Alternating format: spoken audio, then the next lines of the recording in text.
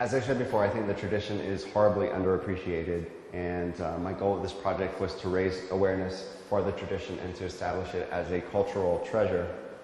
And many parts of the world where this sort of tradition would be considered tacky or kitschy.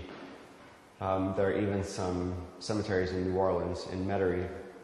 On one side of the interstate is a cemetery with a lot of these statues, a lot of fake flowers, a lot of sort of ornamentation, toy cars or whatever.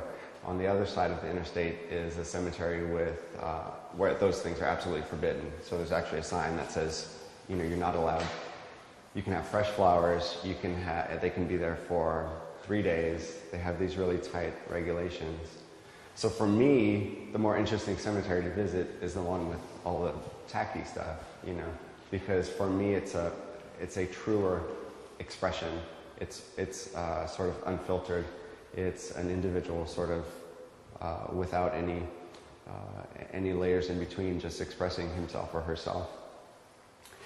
And I think modern mankind is so often divorced from a sense of aesthetics, and we have a tendency to approach it in terms of a clinical relationship or a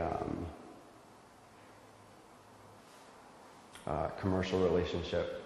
And for me, these statues cut right through that. They're not intended for anything other than to be an expression of grief and a celebration of life.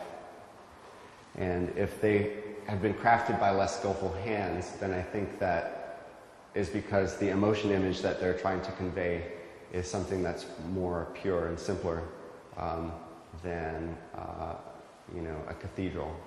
It's more direct. And I want to conclude with a couple of quotes by Walter Benjamin. He says, "Art teaches us to see into things. Folk art and kitsch allow us to see outward from within things." So in a way, folk art allows us to more fully see ourselves. And another quote by Benjamin, "Folk art and kitsch ought for once to be regarded as a single great movement that passes certain themes from hand to hand like batons behind the back of what is known as great art." And the last quote is from the Gnostic Bible, the Gospel of Philip,